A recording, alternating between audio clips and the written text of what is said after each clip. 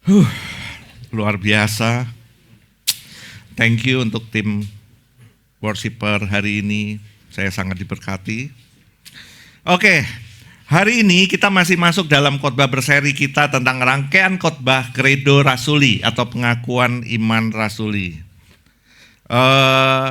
Di awal kita bicara tentang aku percaya, ya. Terus minggu berikutnya Allah Bapa yang Maha Kuasa, kemudian pencipta langit dan bumi. Minggu yang lalu kita bicara tentang Yesus Kristus, anaknya yang tunggal, Tuhan kita. Dan hari ini kita akan membahas satu topik lanjutannya, yaitu dikandung dari Roh Kudus, lahir dari anak darah Maria. Minggu depan kita akan bahas tentang menderita, disalibkan, mati, dan dikuburkan, turun ke dalam kerajaan maut. Minggu depan agak panjang, kayaknya bukan saya yang khotbah, jadi tolong perhatiannya untuk minggu depan. Nah, hari ini saya akan bagikan tentang dikandung dari Roh Kudus, lahir dari anak darah Maria. Jadi kalau hari ini kita berbicara sesuatu yang penting sebenarnya hari ini, karena ini adalah salah satu yang mendasari pengetahuan kita tentang siapa itu Yesus sebenarnya. Nah, hari ini kita akan banyak bicara tentang inkarnasi. Coba katakan inkarnasi. Apa ini inkarnasi sih? Dulu saya nggak tahu inkarnasi, taunya Inka Kristi.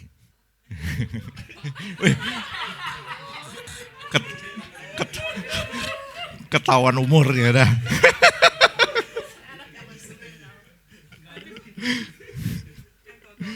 Yang tahu-tahu aja. Kayaknya yang di sini udah banyak nggak ada yang tahu kayaknya ya. Ketahuan umur saya berapa. Oke, inkarnasi. Kita akan banyak bicara tentang inkarnasi karena inkarnasi ini sebenarnya adalah jantung dari seluruh iman kekristenan kita. Pusat dari seluruh pengakuan Credo Rasuli yang tadi kita baca, ya. Nah, itu sebenarnya membicarakan tentang inkarnasi dan puncak dari kasih karunia. Kasih karunia Allah yang menaklukkan logika kita sebagai manusia. Jadi apa itu inkarnasi? Inkarnasi itu dari bahasa Latin yang incarn, yang berarti menjadi daging. Coba katakan menjadi daging. Artinya Allah yang tidak kelihatan mengambil rupa manusia yang kelihatan. Yesus Kristus adalah Allah sejati dan manusia sejati. Jadi inkarnasi itu berbicara tentang Yesus Kristus itu adalah 100% Allah dan 100% manusia. Dua natur ilahi dan manusia dalam satu pribadi tanpa campur, tanpa ubah, tanpa pisah, tanpa terbagi. Tidak terbagi atau undivided. Jadi kalau kita bicara tentang inkarnasi, kita lihat bahwa Yesus Kristus adalah 100% manusia dan 100% Tuhan. Nah, inilah yang membedakan Tuhan Yesus dengan Tuhan-Tuhan lain yang ada di dunia. Tuhan-Tuhan yang dipercaya oleh agama-agama lain. Perbedaannya di sini. Kalau agama lain biasanya Tuhannya itu menjauh dari manusia. Menjauh dari manusia, mereka menuntut manusianya yang naik kepada dia. Manusianya yang menyembah dia, manusianya yang berusaha untuk bisa menyentuh Tuhannya. Tapi Tuhan di dalam Injil justru turun kepada manusia. Dia tidak berkata, kau harus datang kepadaku dengan kekuatanmu. Tapi dia berkata, aku datang kepadamu karena kau gak bisa datang kepadaku. Kita gak akan bisa datang kepada Dia kalau bukan Roh Kudus yang membawa kita untuk menghampirinya. Jadi Allah kita, Tuhan kita, Dia yang mendatangi setiap kita. Dia yang turun untuk menghampiri setiap kita. Dia yang mencari setiap kita. Makanya kita bisa bilang gini, Tuhan, Engkau tahu rasanya jadi manusia. Engkau tahu rasanya ditinggalkan. Engkau tahu rasanya dicintai tapi disakiti. Engkau tahu, tapi Engkau tetap mengasihi. Itulah Tuhan kita. Dia turun menjadi manusia untuk menjadi seperti kita, memiliki daging seperti kita. Dia nggak hanya datang untuk melihat, tapi mengalami apa yang kita alami. Agar bisa menolong dari dalam, bukan dari jauh. Nah, inkarnasi itu bukan sekedar Allah menyamar. Kan seringkali kita punya pikiran, oh dia datang ke dunia sebagai Tuhan, kemudian dia nyamar gitu kan. Tapi inkarnasi adalah Allah benar-benar menjadi manusia tanpa kehilangan keilahiannya. Itulah inkarnasi. Yesus sang pencipta langit dan bumi gak hanya mengirim firman dari jauh. Tapi dia turun menjadi manusia, masuk ke dalam debu, keringat kita, air mata kita, supaya keselamatan itu gak cuma teori, tapi itu kenyataan. Jadi dia secara nyata itu hadir di dalam kehidupan kita. Dia nggak sekadar mengunjungi dunia, tapi ia mengambil bagian penuh di dalam kemanusiaan kita.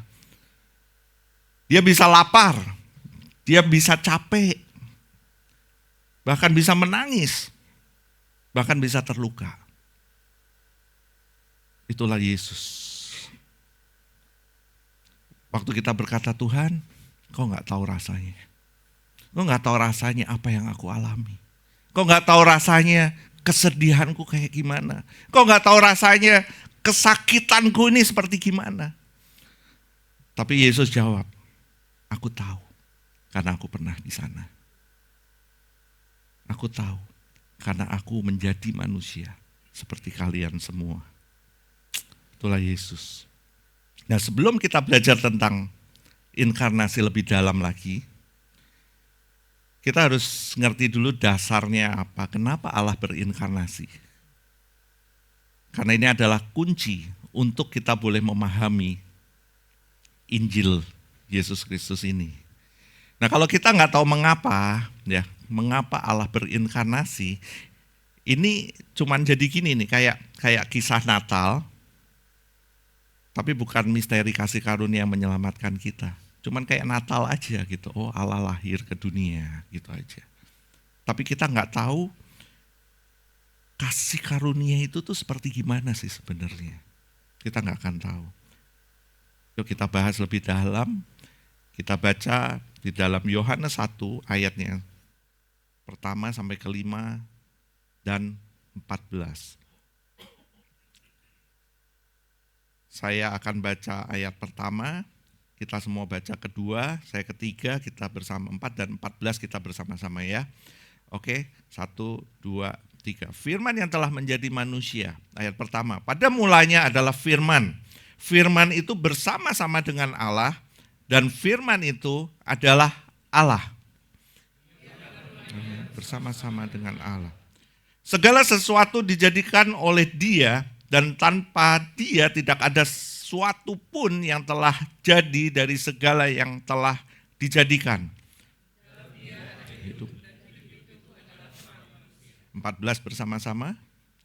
Firman itu telah menjadi manusia dan diam di antara kita. Dan kita telah melihat kemuliaannya, yaitu kemuliaan karunia dan kebenaran. Kalau kita membaca ini, dikatakan Firman itu bersama-sama dengan Allah dan firman itu adalah Allah. Kemudian firman itu menjadi manusia. Kata firman di sini itu dari bahasa Yunani logos. Menunjuk kepada Yesus Kristus. Dikatakan di ayat yang ke-14 tadi firman itu telah menjadi manusia. Artinya sebelum dunia ada, ya, sebelum dunia ada, Yesus sudah ada. Bersama dengan Allah dan adalah Allah itu sendiri. Jadi sebelum dunia dijadikan, Allah Tritunggal itu sudah ada dalam relasi kasih yang sempurna antara Bapa, Anak, dan Roh Kudus. Ada satu relasi yang sempurna di dalam kasih yang sempurna. Mereka nggak kekurangan kasih. Mereka juga nggak pernah kesepian. Bahkan sebenarnya mereka juga nggak butuh manusia. Mereka sempurna adanya Allah Tritunggal itu.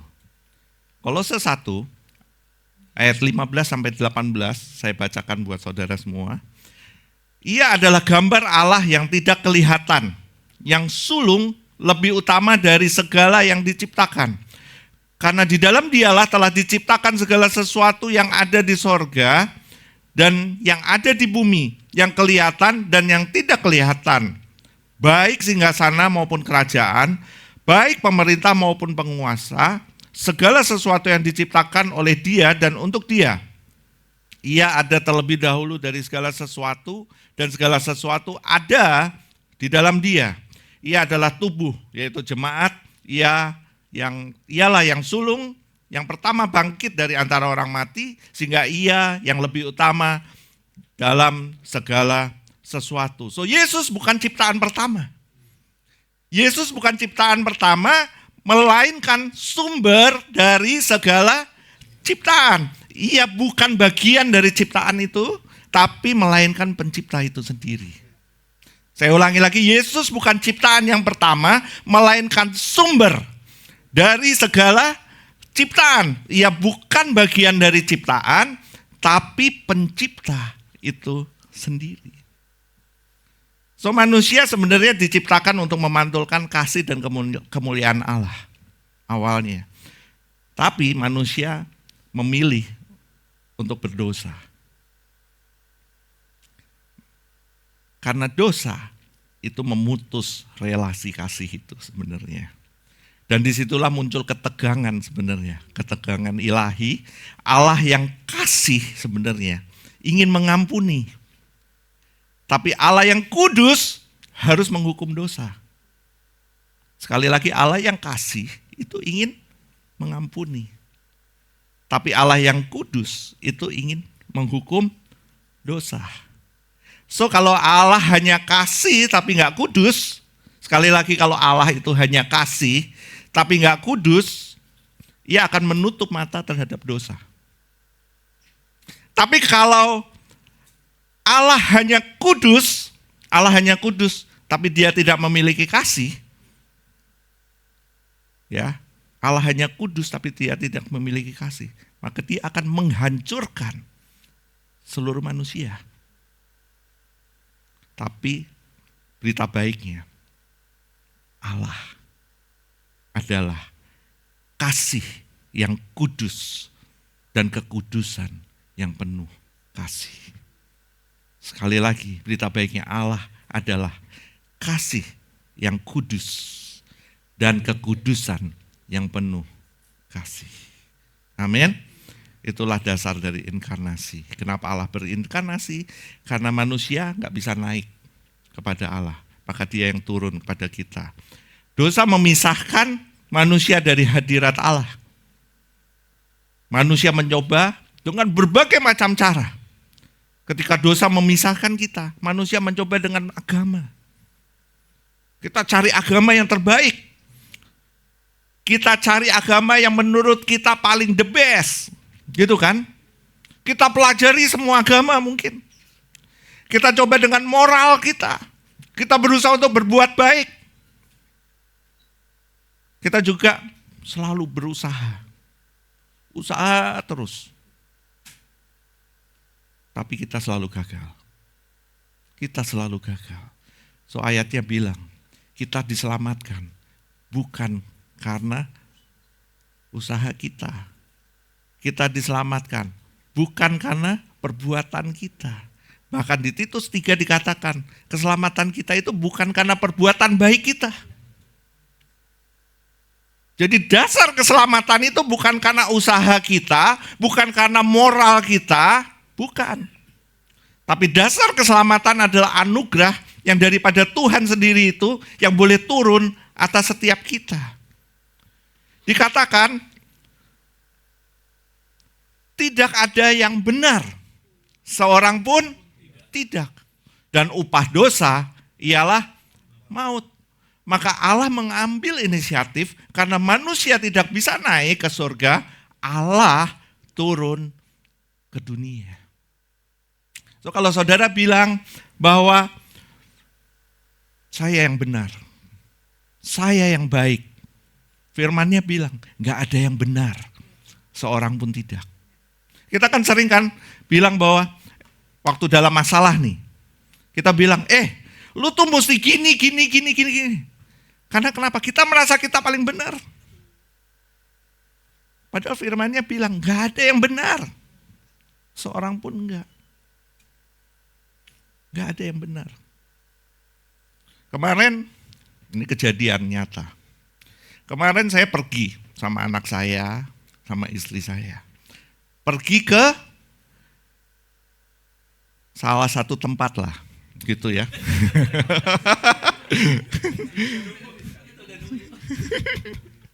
Ke salah satu tempat yang parkirnya mahal, pokoknya. Parkirnya mahal.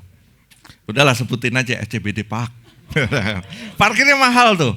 Sekali parkir 100.000, gitu kan? Udah, saya parkir di sana, selesai makan, selesai jalan-jalan gitu, pulang kan? Saya bawa mobil saya, nggak kena parkir. Jadi nggak ada petugas parkir yang datengin saya. Gitu kan, terus habis gitu saya pikir, waduh, nggak enak nih hatinya kalau nggak bayar, gitu kan? Nggak enak ini, langsung tahu. Dia tahu sekali sifat saya dan sifat istri. Waktu itu ya, tukang parkir ada jauh di sana. Saya naik mobil, saya buka jendela, saya teriak-teriak, Pak, belum bayar. Saya bilang gitu. Istri saya bilang, mumpung gak ada petugasnya, kabur aja. Mumpung gak ditagih, jalan aja, katanya gitu kan.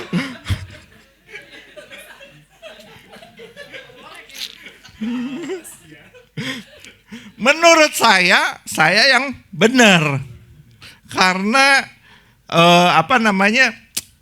saya tuh paling gak bisa gitu-gitu. Jadi kalau ada jalan cuman barang misalnya 50 meter aja gitu, harus ngelanggar, saya mending muter. Tapi kalau istri saya, langgar terus.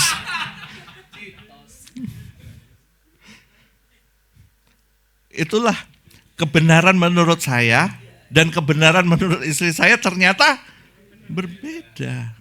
Terus apa yang terjadi? Yang terjadi adalah karena mobil saya mobil listrik, gitu kan? Saya parkir di SCBD Park, ternyata orangnya memang nggak datengin saya. Karena kenapa? Karena kalau mobil bensin atau diesel bayar 100.000, mobil listrik gratis. Nggak usah bayar. Terus istri saya ngomong, tuh kan gue yang benar.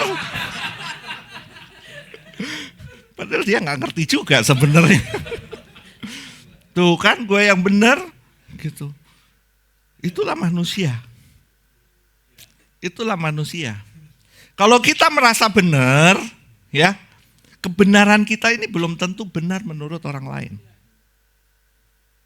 Gitu kan? Karena orang lain memiliki kebenarannya masing-masing. Jadi firman-Nya tapi ngomong gak ada yang benar. Seorang pun tidak. Kenapa? Karena kita semua sudah jatuh ke dalam dosa. Dan upah dosa adalah maut. So alamat kita yang pasti adalah kematian. kalau kita tidak bertemu dengan Kristus hari ini. Inilah alasan kenapa Allah berinkarnasi. Nah, sekarang kita masuk ke dalam inti firman Tuhan hari ini. Tadi masih intro, teman-teman. Panjang ya intronya ya. Tadi masih intro. Dikandung dari Roh Kudus, lahir dari anak darah Maria. Lukas 1 ayat 30 sampai 35. Kita baca, saya yang genap, teman-teman semua yang ganjil ya. Oke, Lukas 1 ayat 30 sampai 35. Kata malaikat itu kepadanya, "Jangan takut hai Maria, sebab engkau beroleh kasih karunia di hadapan Allah.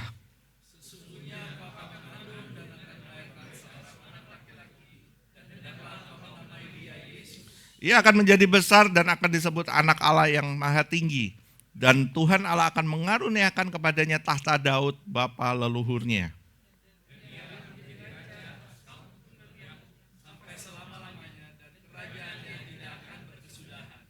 Kata Maria kepada malaikat itu, bagaimana hal itu mungkin terjadi karena aku belum bersuami?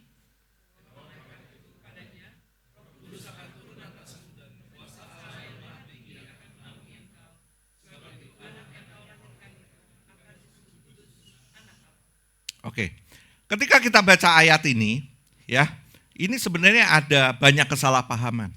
Kesalahpahamannya adalah gini, banyak orang yang bilang bahwa Yesus itu baru ada saat Maria melahirkannya. Ya, ini sebenarnya setengah benar, tapi sangat berbahaya. Kenapa? Benar secara inkarnasi, ya, tubuh manusia Yesus memang dimulai saat Maria mengandung. Tapi salah secara esensi.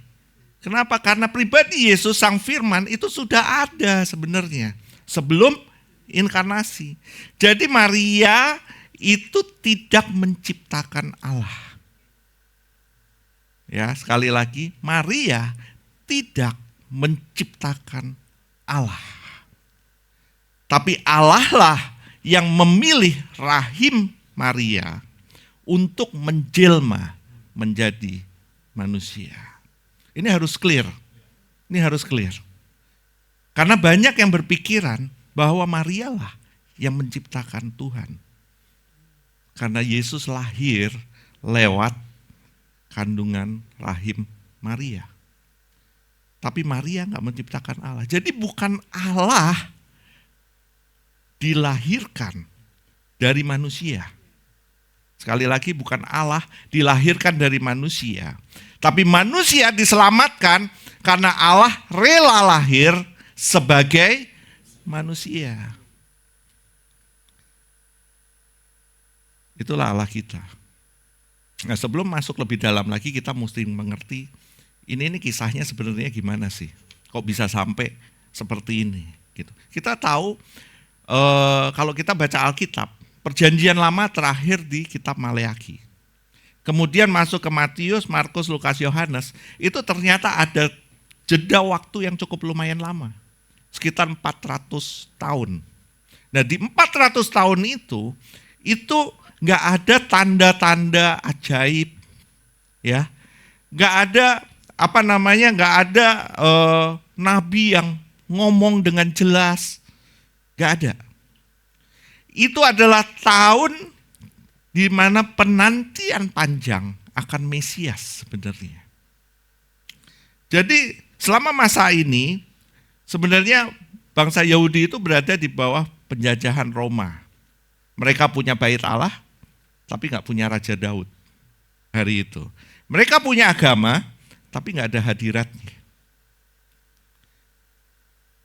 Jadi ketika malaikat itu datang ke Maria, bukan sekedar kabar pribadi, tapi terobosan setelah 400 tahun keheningan. Jadi dari masa Maleakhi sampai masa Maria ini, ada 400 tahun keheningan. Nah, kita juga mesti tahu kejadiannya ada di mana sih kelahiran ini. Ketika malaikat Gabriel diutus Allah ke sebuah kota di Galilea bernama Nazaret. Nah, Nazaret ini adalah kota kecil di daerah Galilea. Jadi provinsinya itu Galilea, seperti gitu ya. Nazaret itu kotanya di situ, kota kecil. Nah, kita mesti tahu Nazaret itu ceritanya adalah kota kelas bawah. Beda dengan Yudea, daerah Yudea. Jadi Nazaret adalah kota kelas bawah. Di sana banyak banget percampuran etnis karena kelas bawah orang Yudea sering merendahkan orang-orang Nazaret. Gitu. Jadi kalangannya itu kalangan bawah. Ada di Yohanes 1 ayat 46, dapatkah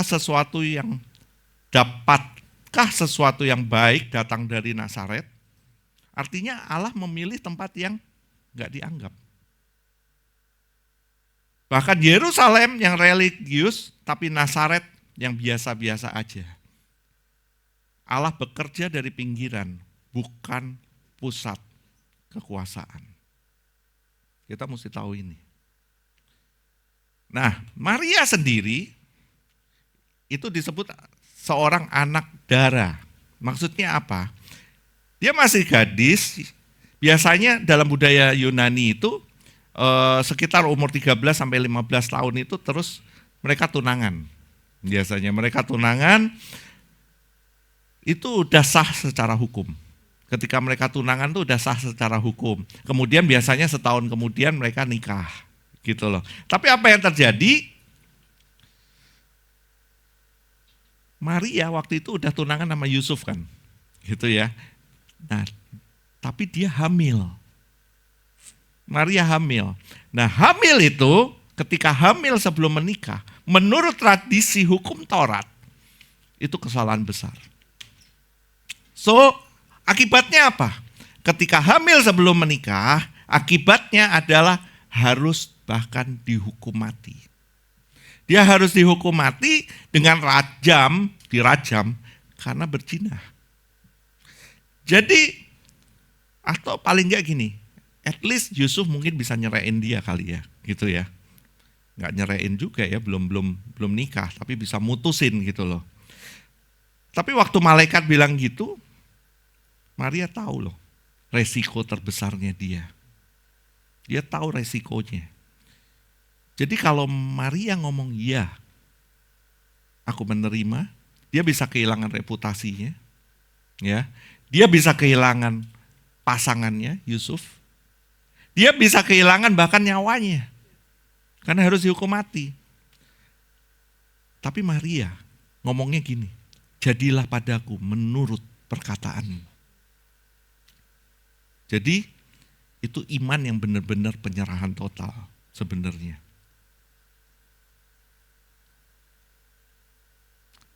Nah, pada saat itu Yahudi, gambaran Yahudi tentang Mesias, orang Yahudi waktu itu tuh menantikan Mesias yang kuat seperti Daud sebenarnya. Bisa memerdekakan Israel dari penjajahan Roma dan bisa memulihkan tahta Daud.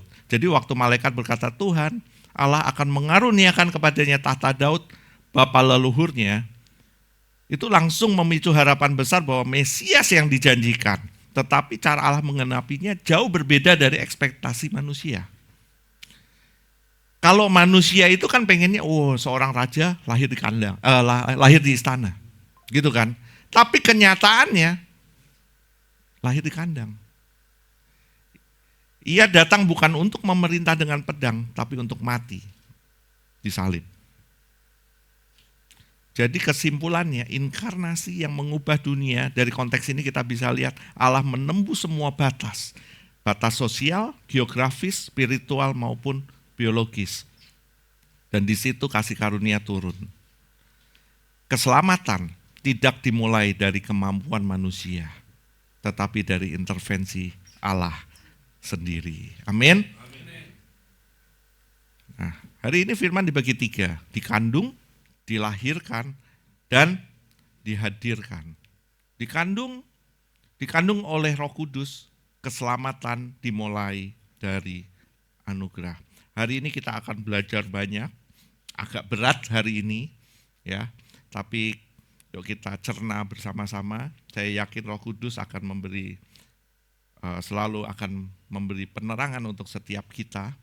Karena kita harus belajar ini sehingga waktu nanti kita mengucapkan credo rasuli, kita mengerti sebenarnya maksudnya ini apa.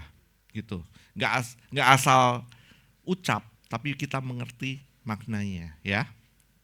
Dikandung oleh Roh Kudus, keselamatan dimulai dari anugerah. Lukas 1 ayat 35, Roh Kudus akan turun atasmu dan kuasa Allah yang maha tinggi akan menaungi engkau. Perhatikan kata-kata malaikat nih kepada Maria. Roh Kudus akan turun atasmu dan kuasa Allah yang maha tinggi akan menaungi engkau.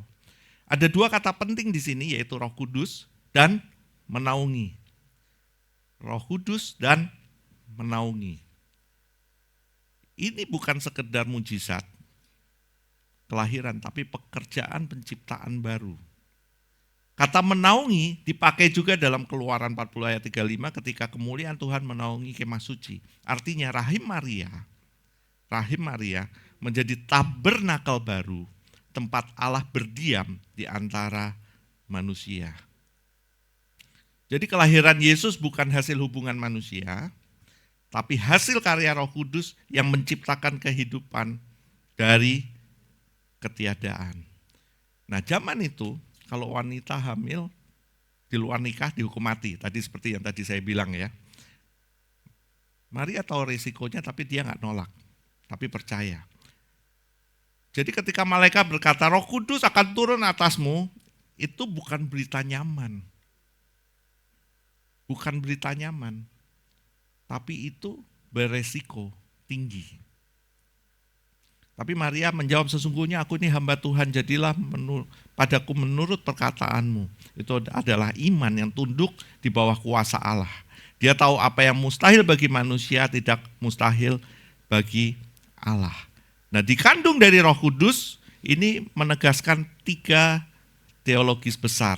Pertama, keselamatan adalah inisiatif Allah, bukan manusia. Yang kedua, Roh Kudus adalah agen penciptaan baru. Ketika manusia tidak punya kontribusi terhadap keselamatan. Keselamatan adalah inisiatif Allah, bukan manusia. Maria nggak bisa ngandung Yesus tanpa Roh Kudus. Benar ya? Maria tidak bisa mengandung Yesus tanpa Roh Kudus. Begitu juga kita. Kita nggak bisa melahirkan iman atau membuat diri kita percaya tanpa Roh Kudus. Ini adalah doktrin sola gratia atau anugerah murni. Keselamatan selalu dimulai dari atas ke bawah, bukan dari bawah ke atas. Bukan kita yang mencari Tuhan. Sekali lagi, bukan kita yang mencari Tuhan, tapi Tuhan yang datang mencari kita. Yang kedua, Roh Kudus adalah agen penciptaan baru. Dan di sini dikatakan roh Allah melayang-layang di atas permukaan air. Sekarang roh itu kembali bekerja mencipta kehidupan di rahim seorang perawan. Ini bukan hanya kelahiran jasmani Yesus, tapi permulaan ciptaan baru. Inilah titik balik sejarah dunia di mana Allah mencipta ulang manusia di dalam Kristus. Yang ketiga, manusia tidak punya kontribusi terhadap keselamatan. Kita sering berpikir Tuhan itu butuh kontribusi kita. Sering nggak kita mikir gitu? Tuhan butuh kontribusi kita untuk menyelamatkan. Padahal Injil berkata, kamu mati dalam pelanggaran-pelanggaranmu, tetapi Allah menghidupkan kamu bersama dengan Kristus. Sama seperti Maria, kita tidak bisa memulai kehidupan rohani kita sendiri. Itu sepenuhnya karya Roh Kudus. So, maka itu setiap kali kita berdoa, kita ibadah di tempat ini, selalu katakan bahwa kita nggak akan pernah bisa kumpul di tempat ini bahkan untuk mendengarkan firman Tuhan. Kita bahkan nggak bisa bertumbuh di dalam Kristus kalau bukan Roh Kudus yang campur tangan dalam kehidupan kita. Tugas kita memang menginjil, mengabarkan firman-Nya, mengabarkan Injilnya. Tapi pertobatan seseorang pertumbuhan seseorang itu bukan karena kita, tapi karena Roh Kudus yang bekerja di dalam orang tersebut. So kita semua nggak bisa memegahkan diri. Kalau hari ini misalnya kita bisa kumpul tempat ini bukan karena saya sebagai gembala di tempat ini. Bukan tim pastoral di tempat ini, bukan karena Rea, Kathy, atau Glenn, bukan. Tapi ini semua karena pekerjaan Roh Kudus yang ada di dalam masing-masing setiap kita. So, pastoral tempat ini nggak bisa memegahkan diri juga. Karena semua adalah pekerjaan Roh Kudus atas setiap kita. Amin. So, kalau Maria bisa percaya di tengah sesuatu yang mustahil, ya, itu artinya Allah juga bisa bekerja di hal-hal yang mustahil bagi kehidupan kita. Amin. Dia bisa mengerjakan segala sesuatu ketika hidupmu kering. Roh Kudus bisa menumbuhkan pengharapan. Ketika hidupmu hancur, relasimu hancur mungkin, ditinggalin teman-teman, ditinggalin kekasihmu, Roh Kudus bisa mencipta kasih dari kehampaan. Ketika hatimu keras, Roh Kudus juga bisa melunakkan dengan kasih Kristus. So semua itu adalah pekerjaan Roh Kudus. Jadi jangan pernah berkata, aku sudah gak bisa berubah. Jangan pernah berkata, aku udah gak bisa berubah. Karena kalimat itu gak berlaku bagi Allah yang bisa mencipta hidup bahkan dari rahim yang kosong itu. Dikandung dari Roh Kudus berarti Yesus lahir tanpa dosa. Supaya dia bisa menanggung dosa kita yang lahir dari daging. Yang tidak mengenal dosa telah dibuatnya menjadi dosa karena kita. Maria mengandung Yesus tanpa peran manusia. Supaya kita bisa dilahirkan kembali tanpa apa? Jasa manusia. Jadi kelahiran baru kita, pertobatan kita, percaya kita, itu bukan karena jasa manusia. Tapi itu karena Roh Kudus yang bekerja atas setiap kita. Inilah pertukaran Injilnya. Kelahirannya dari Roh Kudus itu membawa kita hidup oleh Roh Kudus. Kesuciannya itu membawa kita menjadi kebenaran buat setiap kita. Kelahirannya yang ilahi itu membangkitkan rohani bagi kita yang mati. Dikandung oleh Roh Kudus. Artinya Allah memulai karya keselamatan tanpa bantuan manusia. Dan sampai hari ini, setiap pertobatan sejati dimulai dari hal yang sama. Roh Kudus turun dan mencipta kehidupan yang baru di hati yang mati. Timothy Keller bilang, kelahiran baru adalah kelahiran yang mustahil. Kecuali Allah yang melakukannya. Amin. Itu tadi dikandung. Sekarang dilahirkan dari anak darah. Dilahirkan dari anak darah Maria, Allah turun menjadi manusia. Lukas 1 ayat 31, sesungguhnya engkau akan mengandung dan akan melahirkan seorang anak laki-laki dan hendaklah engkau menamai dia Yesus. Malaikat berkata engkau akan melahirkan seorang anak laki-laki dan engkau akan menamai dia Yesus. Nah Yesus itu berasal dari Ibrani. YHWH menyelamatkan. Itu Yesus. Kata Yesus itu dari YHWH menyelamatkan. Jadi bahkan dari namanya aja ya udah jelas misi hidupnya apa. Yesus gak lahir. Ya, sekali lagi Yesus gak lahir untuk jadi guru moral buat setiap kita. Tapi dia lahir untuk jadi juru selamat setiap kita. Dia gak datang untuk beri motivasi. Tapi dia datang untuk menebus dosa kita. Dan coba perhatikan, engkau akan melahirkan. Berarti Yesus benar-benar lahir. Bukan roh yang turun, bukan penampakan spiritual, tapi daging dan darah yang nyata. Itulah Yesus. Firman itu telah menjadi manusia dan diam di antara kita. Ini adalah momen paling luar biasa karena Allah menjadi manusia. Immanuel, Allah beserta dengan kita. Amin. ini nama Yesus tadi, dilahirkan dari anak darah, menegaskan 3 kebenaran besar. Yesus adalah manusia sejati, Yesus adalah Allah sejati, Yesus adalah Raja yang merendahkan diri. Yesus adalah manusia sejati. Ia enggak hanya tampak seperti manusia, tapi dia sungguh-sungguh manusia. Yesus itu sungguh-sungguh manusia loh. Dia bisa lapar, dia bisa haus, dia bisa capek, bisa lelah, bisa menangis, tapi ia tanpa dosa. Karena dikandung oleh Roh Kudus, ia bebas dari warisan dosa Adam. Tapi tetap hidup di dalam manusia sejati. Dikandung dari Roh Kudus, dia enggak melalui pembuahan manusia. Kalau kita semua melalui pembuahan manusia, maka itu natur kita tetap dosa. Tapi Yesus itu dikandung langsung oleh Roh Kudus. Jadi itu terputus semua. Gitu ya. Walau lahir dari manusia, ia disebut anak Allah yang maha tinggi. Yesus tidak menjadi Allah, ia sudah Allah sejak kekekalan. Dan sekarang menjadi manusia tanpa berhenti menjadi Allah.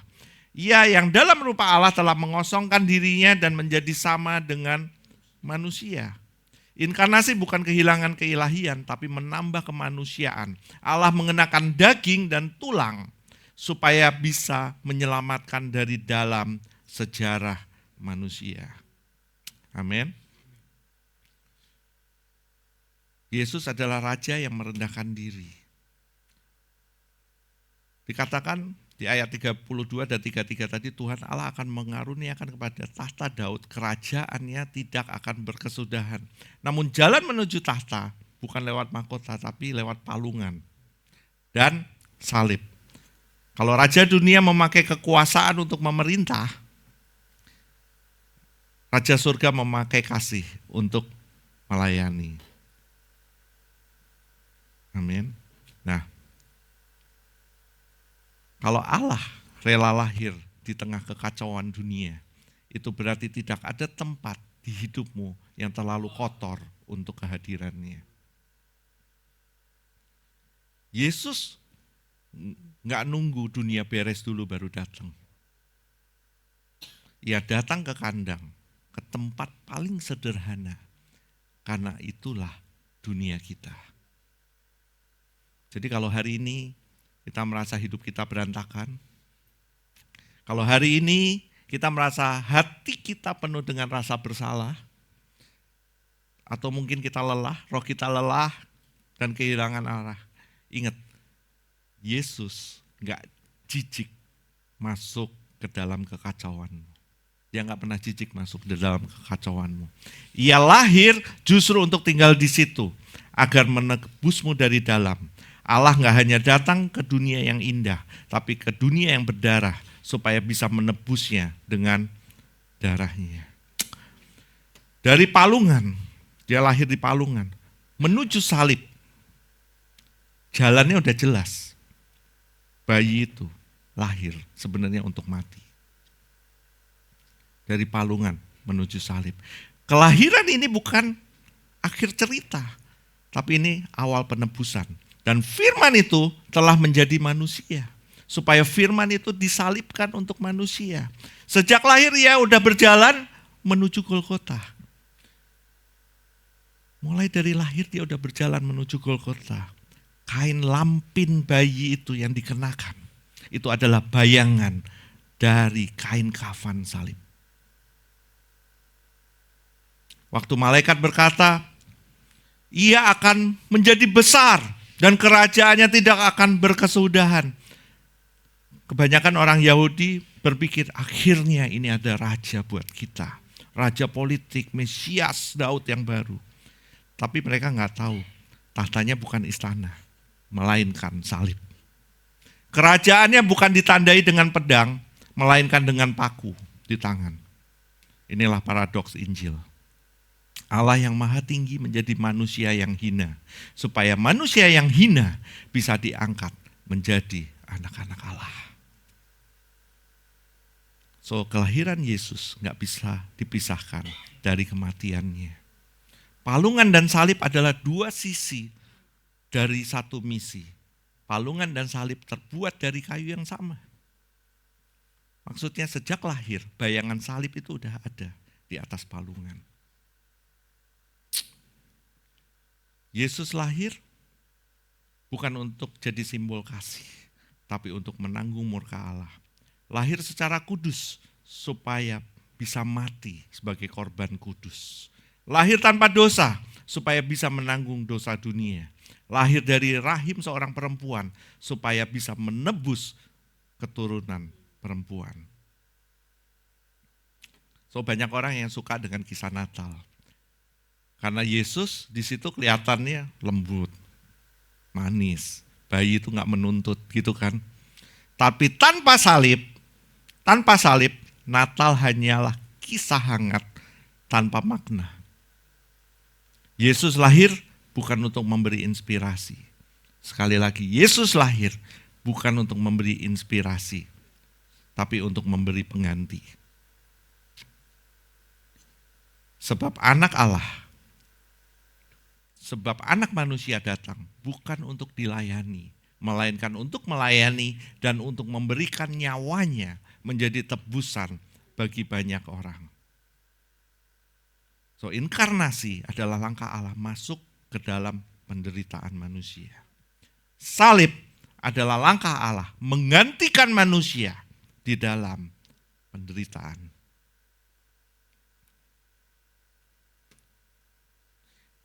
Yesus menaklukkan dunia bukan dengan mengalahkan musuh, tapi dengan mengasihi musuh.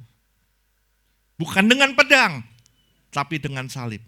Bukan dengan menang, tapi dengan menyerahkan diri. Dan disitulah kuasa sejati Injil. Sebab ketika aku lemah, maka aku kuat. Inilah kerajaan yang tidak berkesudahan, karena dibangun bukan oleh kekerasan, tapi oleh pengorbanan. Dilahirkan dari anak darah menunjukkan Allah tidak menunggu manusia naik ke sorga. Tapi Allah sendiri yang turun ke bumi. Dia tidak datang dengan kekuatan, tapi dengan kerendahan. Dia tidak datang dengan kuasa politik, tapi dengan kasih yang menebus. Timothy Keller pernah bilang gini, kamu tahu kamu sedang melihat Injil ketika keindahan Allah membuatmu rendah hati, bukan sombong. Anak Allah menjadi manusia, supaya anak manusia bisa menjadi anak Allah. Dia lahir supaya kita dilahirkan kembali.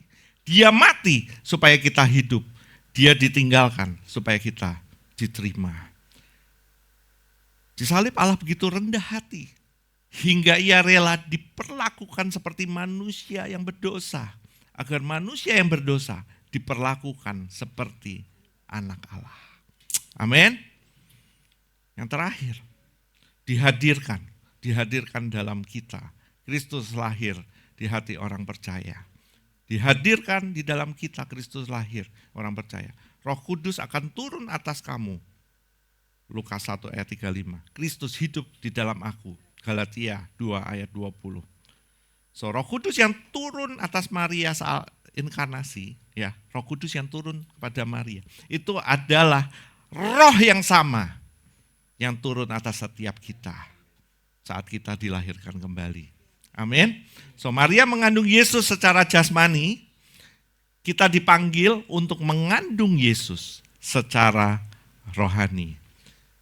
Kristus hidup di dalam aku dan hidupku yang sekarang bukan aku lagi, melainkan Kristus yang hidup di dalam aku. Inilah makna terdalam dari inkarnasi. Allah tidak hanya mau tinggal di antara manusia, tetapi tinggal di dalam manusia. So, inkarnasi terjadi satu kali di rahim Maria, tapi dampaknya akan terus berlanjut setiap kali orang percaya. Hari ini, yuk kita jujur. Kita jujur. Banyak orang Kristen sebenarnya berhenti di pengetahuan tentang Kristus saja. Tapi enggak membiarkan Kristus merubah hidupnya. Mereka tahu Yesus lahir di Bethlehem, tahu. Tapi enggak membiarkan Yesus lahir di hati mereka. Mereka percaya Yesus disalibkan, tapi belum mengizinkan salib itu mematikan egonya, mematikan berhalanya. Kita nggak hanya dipanggil untuk mengenang Yesus, tapi untuk mengandung Yesus. Inkarnasi sejati bukan perayaan tahunan, tapi pengalaman sekarang ketika Kristus hidup melalui kita. Katakan, Roh Kudus turun atas kamu. Yang memulai karya keselamatan dalam Maria adalah Roh Kudus. Yang melanjutkannya dalam kita juga Roh Kudus. Tanpa Roh Kudus, iman hanyalah pengetahuan. Dengan Roh Kudus, iman menjadi kelahiran baru. Sama seperti Maria nggak bisa mengandung tanpa Roh Kudus. Kita pun nggak bisa mengasihi, mengampuni tanpa Roh Kudus. So, inkarnasi dimulai dari Roh Kudus dan kehidupan Kristen dijaga oleh Roh Kudus. Nah ini, bagaimana kelihatan hidup orang yang Kristusnya hidup di dalam dia? Kita bisa jawab ini di masing-masing pribadi kita. Bagaimana kelihatan hidup orang yang Kristusnya hidup dalam dia? Ia bukan sempurna. Kita nggak ada yang sempurna, teman-teman. Kita nggak ada yang sempurna, tapi makin serupa dengan Kristus. Ia mencintai musuh seperti Kristus.